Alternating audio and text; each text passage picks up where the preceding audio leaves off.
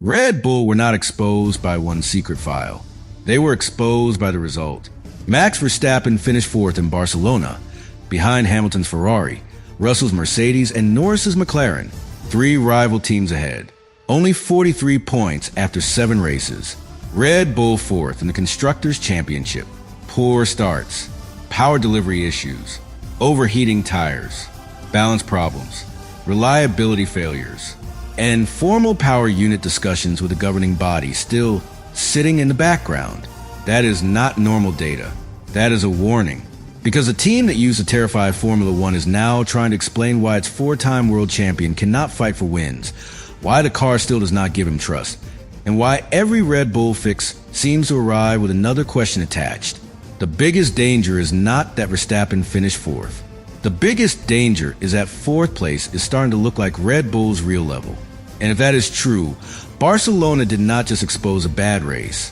It exposed the moment Verstappen's belief in Red Bull started to crack. Subscribe to the channel. Barcelona was supposed to give Red Bull something they have not had enough of this season. Relief, not domination, not a perfect weekend, not the old version of Red Bull, where Verstappen could take control of a race and make everyone else look like they were fighting for leftovers. Just relief, a clean race, a clearer direction, a result that made the team feel like the worst of the problems were finally being understood. But Barcelona did not give them relief. It gave them confirmation. And that is much worse. Because confirmation means the problem is no longer just a theory. It is no longer something hidden in the background, waiting for engineers to explain it away.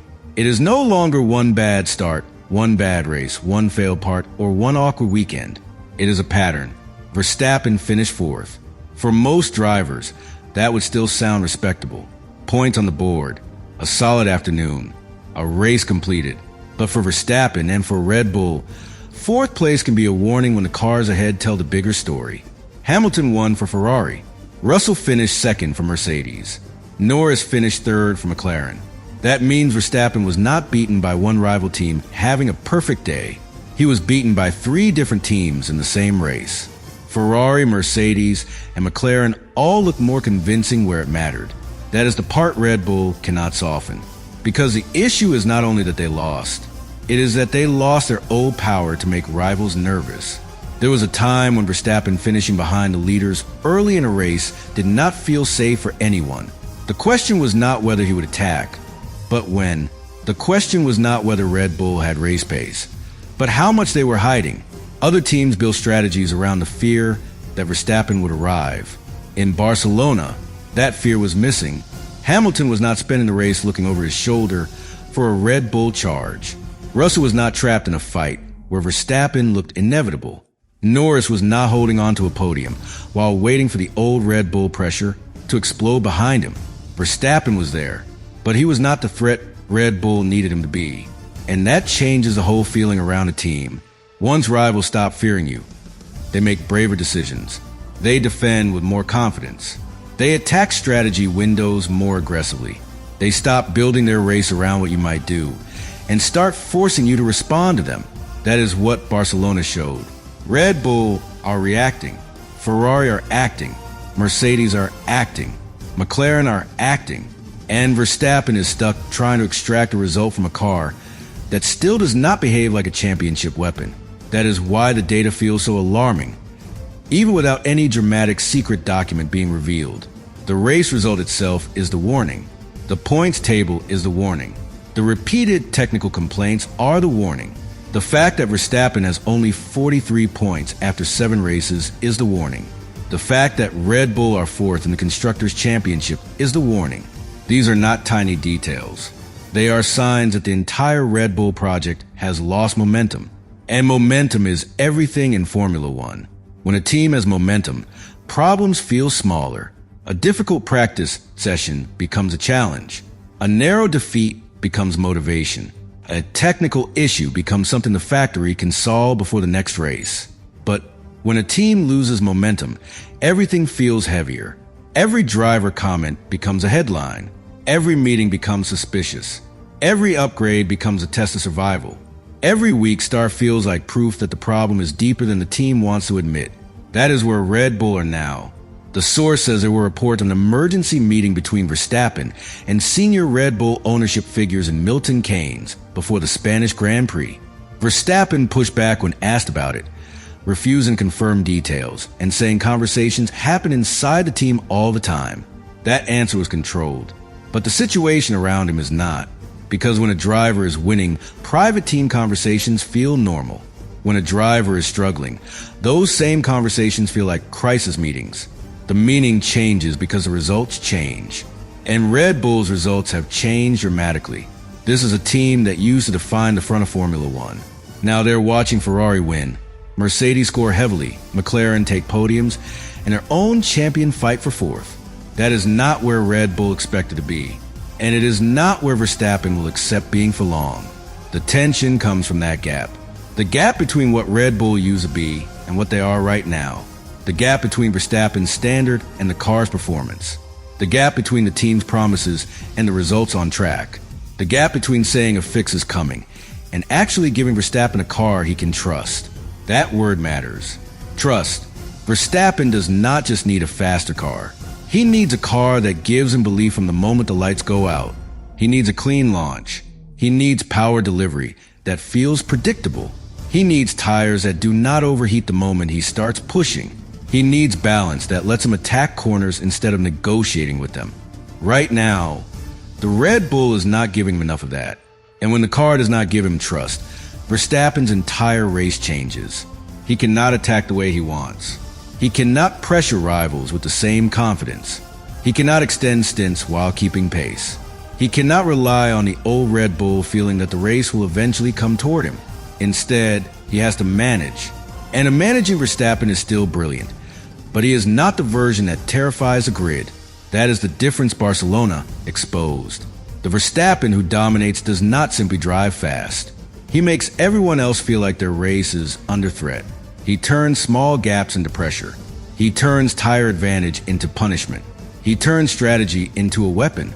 But in Barcelona, the car did not allow that. The race moved forward without Red Bull controlling it. That is why fourth place felt so loud.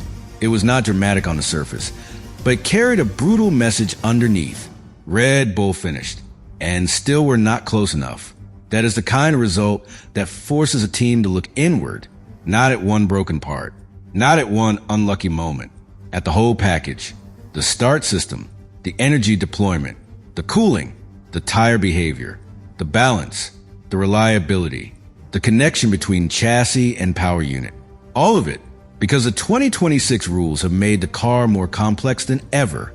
The electrical side of the power unit now matters enormously. The car has to harvest energy, store it, cool it, and release it smoothly, all while keeping the tires alive and giving the driver a stable platform. If one of those areas is wrong, the whole race can suffer. If several are wrong together, the driver is trapped. That is what Verstappen seasons look like too often. Poor starts put him in difficulty. Energy delivery problems make the car less predictable. Tire overheating hurts the race pace. Balance issues stop him from leaning on the car. Reliability failures have already stolen results. And Barcelona did not break that pattern. It confirmed it. That is why Red Bull's tension now feels bigger than a normal performance slump. A normal slump can be fixed with development if the direction is clear. But when the issues are connected, every fix carries risk. Improve cooling, and you may lose aerodynamic performance. Change deployment, and you may affect reliability. Protect the tires, and you may lose sharpness. Chase balance, and you may compromise another part of the car. Nothing is simple, and Verstappen knows that. He can feel when a car is close. He can feel when a car only needs small tuning.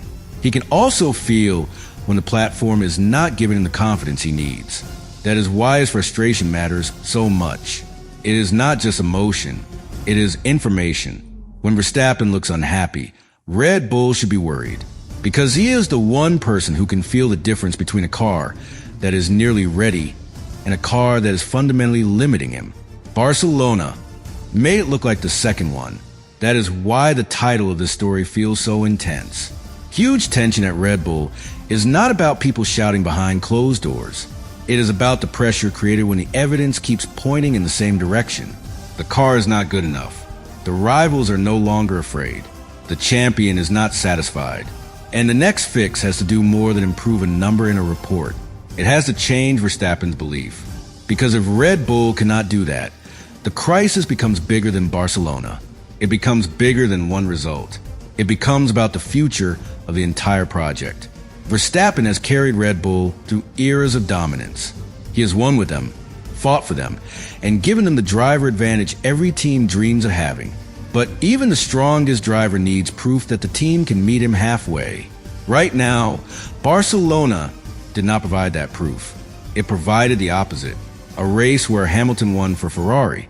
A race where Mercedes and McLaren finished ahead. A race where Red Bull were fourth in Constructors' Championship picture and still searching for the complete answer. That is why the next races matter so much. Red Bull cannot just say they found something. Verstappen needs to feel in the car. He needs to feel it at launch. He needs to feel it through long corners. He needs to feel it when the tires start to age.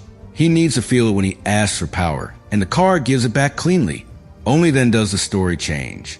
Until then, Barcelona remains the evidence, not of a confirmed public scandal, not of one secret hidden file, but of something that may be more damaging for Red Bull, a visible loss of authority, the kind that every rival can see, every fan can feel, and every driver on the grid can use against them.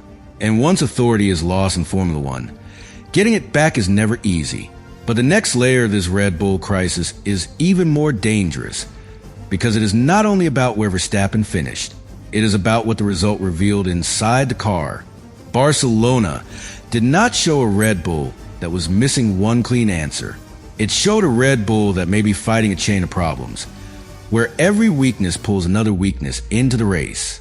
That is the nightmare for any Formula One team, because one problem can be isolated, one problem can be attacked, one problem can be explained in a technical meeting, given to a department, and solved with a focused upgrade. But Red Bull's problem does not look isolated anymore. The starts are weak, the power delivery is inconsistent, the tires overheat. The balance does not give Verstappen enough trust. Reliability has already damaged the season. And when all of those things appear together, the car stops being a weapon and starts becoming a puzzle. A puzzle Verstappen is being forced to solve at racing speed. That is why the Barcelona result felt so alarming. It was not a car exploding out of the race. It was a car completing the race and still proving it was not close enough. That kind of data is colder because it cannot be blamed on one dramatic failure. It says the package itself is not where it needs to be. And Verstappen knows that better than anyone because he feels the problem before the engineers finish explaining it. A driver can feel a weak launch before the timing screens tell the story. He can feel the rear tires overheating before the lap time fully collapses. He can feel unstable balance before the data trace becomes a meeting.